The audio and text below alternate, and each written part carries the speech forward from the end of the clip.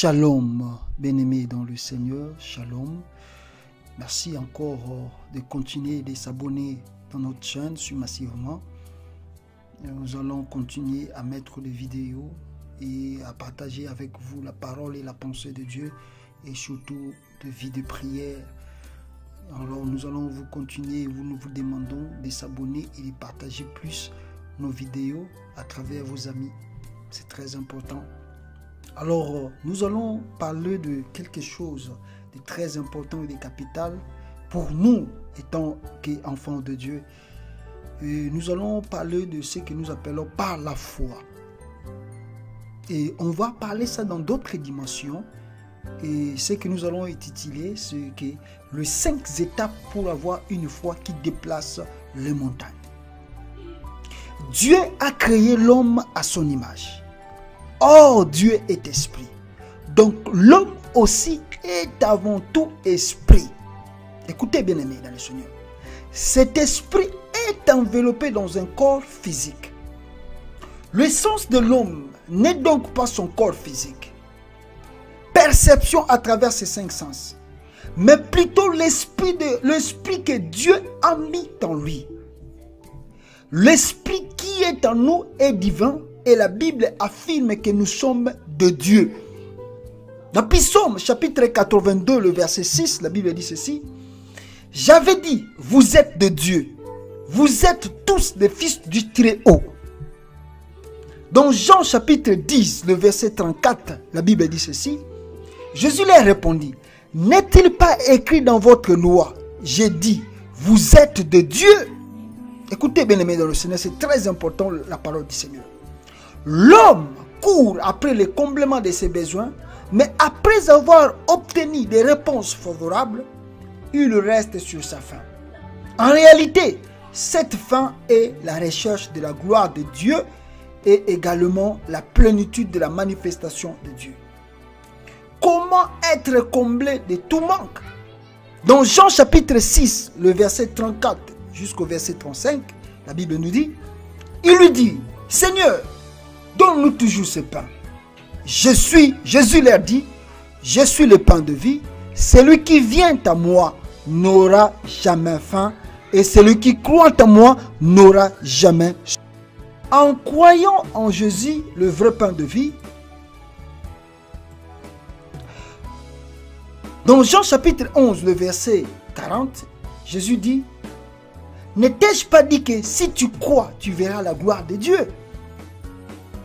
Pour voir la gloire de Dieu, il faut croire. L'homme ne peut atteindre la dimension de Jéhovah Jireh qu'avec la foi qui donne accès à la gloire.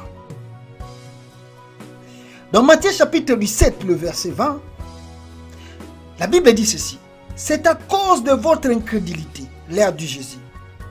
Je vous le dis en vérité, si vous avez de la foi comme un grain de sénévé, vous direz à cette montagne, transporte-toi d'ici là, et elle se transporterait, rien ne vous serait impossible. La foi peut déplacer une montagne. Avec la foi, rien ne nous serait impossible. Le mot rien montre en fait que pour nous, il n'existe aucune limite. Matthieu chapitre 21, le verset 21 nous dit encore. Jésus leur répondit, je vous le dis en vérité, si vous avez de la foi et que vous ne doutiez point, non seulement vous ferez ce qui a été fait à ce figuier, mais quand vous direz à cette montagne, ôte-toi là et jette-toi dans la mer, cela se ferait. Écoutez bien la parole bien-aimé dans le Seigneur. C'est très important d'analyser la parole de Dieu. Tout ce que vous demanderez avec foi, vous l'aurez. Le mot tout montre une fois de plus qu'il n'y a pas de limite. Pourquoi alors ne parvenons-nous pas à tout obtenir à Jésus? C'est une question de foi, tout simplement. Comment cette foi fonctionne-t-elle alors? Qu'est-ce qu'est la foi? Ou qu'est-ce que croire? Dans Hébreux, bien-aimé dans le Seigneur, chapitre 11, le verset 1, la Bible dit: Or, la foi est une ferme assurance de choses qu'on espère, une démonstration de celles qu'on ne voit pas. Ce verset nous enseigne que la foi est une ferme assurance de choses qu'on espère et une démonstration de celles qu'on ne voit pas. Qui veut dire, nous entrons maintenant dans les profondeurs, telles sont les 5 étapes de la foi. 1. Ce qui est visible est né de l'invisible, les choses qu'on ne voit pas. Dans Hébreux 11, le verset 3, la Bible dit: c'est par la foi que nous reconnaissons que le monde a été formé par la parole de Dieu, en sorte que ce qu'on voit n'a pas été fait de choses visibles. Ce passage nous fait comprendre que tout ce que nous voyons de manière physique a été initié dans le monde invisible. Écoutez très bien, je répète un peu, bien-aimé. Ce passage que nous venons de lire dans Hébreux chapitre 11, le verset 3, nous fait comprendre que tout ce que nous voyons de manière physique a été initié dans le monde invisible. Déplacer une montagne par la foi commence dans le monde invisible avant sa matérialisation dans le monde physique. Devions-nous être étonnés de voir, par exemple, une bombe atomique faire disparaître une montagne dont on a demandé le déplacement dans la pierre? Non, c'est possible par la foi. Comment cela va se faire?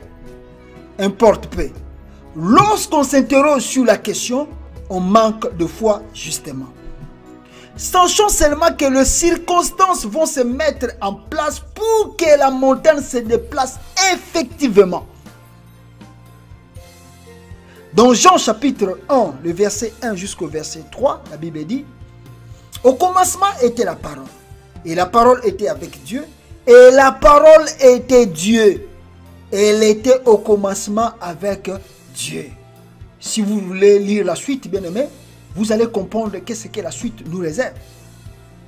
Toutes choses ont été faites par elle, et rien de ce qui a été fait n'a été fait sans elle. La Bible nous révèle dans ce verset que si tout ce qui existe vient de l'invisible, l'origine de toutes choses, c'est la parole. Écoutez très bien. La Bible nous révèle dans ce verset que si tout ce qui existe vient de l'invisible, l'origine de toutes choses, c'est la parole. La parole dont il est question ici n'est pas le verbe en tant que tel, mais c'est quelque chose de plus fort que cela. La pensée. Oui, la pensée est une parole qui se fait clairement entendre dans le monde invisible. Je répète encore. La pensée est une parole qui se fait clairement entendre dans le monde invisible. La pensée n'est pas une idée fugace qui nous traverse.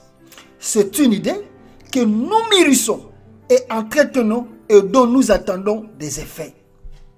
C'est ce que Dieu exauce. Ce ne sont pas nos paroles, mais nos pensées.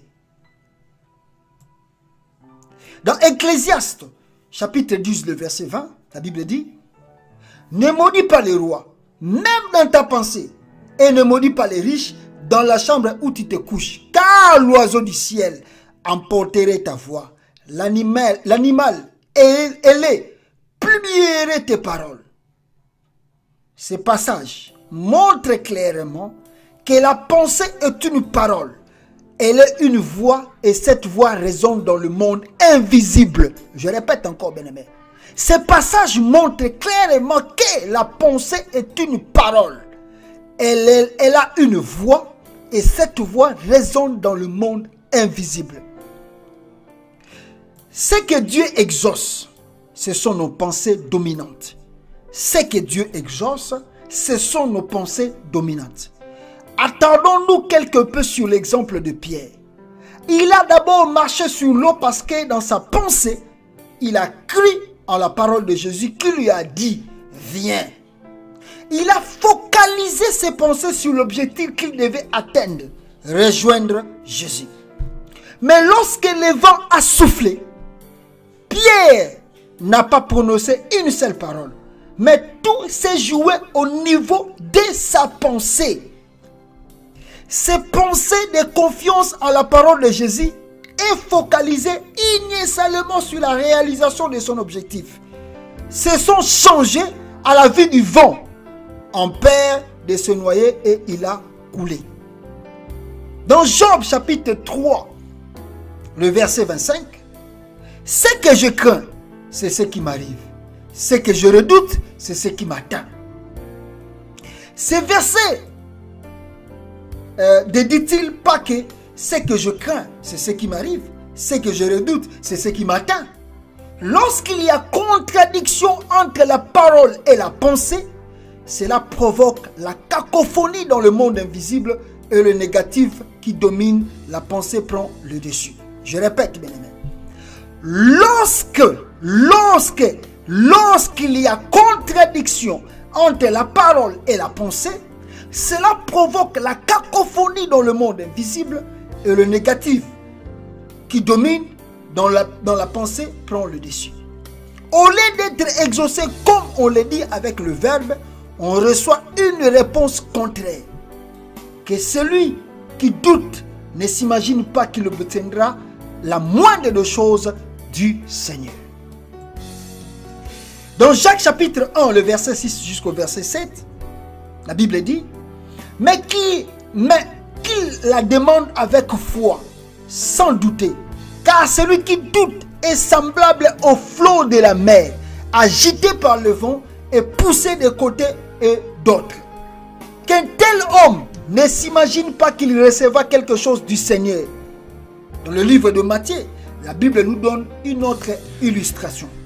Matthieu 5, verset 28, la Bible dit, mais moi, je vous dis que quiconque regarde une femme pour la convoiter a déjà commis un adultère avec elle dans son cœur.